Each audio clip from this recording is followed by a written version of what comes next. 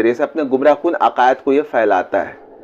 तो ये बातें चल रही थी। तो अब जो है ये मुनाजरा ये करना सोचा कि भाई हम तो बहुत जान गए। तो ये मुफ्ती अख्तर हुसैन अलीमी साहब से जो है वो उसी के सामने वो ढेर हो गया और कुछ जो है उसकी बोलती जो है वो बंद हो गई, क्योंकि भाई मुनाजरा के कुछ शराइत है, उस शर्तों ही पर ये जो है ये साहब जो है आउट हो गए।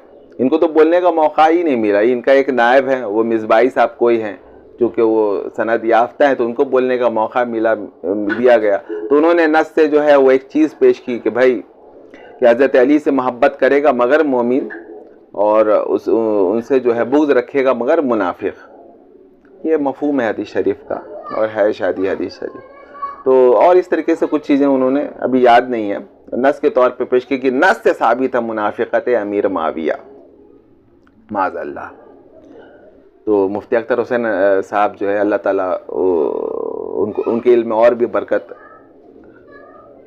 अता फरमाए। तो उन्होंने बड़ा अच्छा जवाब दिया कि अगर ये नस से साबित है तो जो नस के ख़िलाफ़ कोई काम करे तो उसके बारे में क्या हुक्म बनेगा। इमाम हसन ने हज़रत अमीर माविया को खिलाफत दे दी थी और खिलाफत से दस्तबरदार हो गए थे। तो जो शख्स मुनाफिक हो वो भी नस से उसका सबूत मिलता उसकी मुनाफिकत का, तो ऐसे मुनाफिक को क्या खिलाफत की बागडोर दी जा सकती है? और जिसने दी है फिर उसका क्या हुक्म है? अब वो फंस गया उस शख्स कि वाकई में तो बात ये हो गया है ना कि भाई बताइए, क्या इमाम हसन को अल्लाह ने इतना भी इल्म नहीं दिया था कि वो मुनाफिक और मोमिन में फ़र्क कर सकें? अरे भाई इख्तलाफ तो अहले सुन्नत वल जमात भी मानते हैं, ये बिल्कुल किताबों में वो दर्ज है कि हम जो है अली को हक़ पर मानते हैं, जिनसे भी अली की जंग हुई है अली ही हक़ पर है और हम उनके साथ हैं।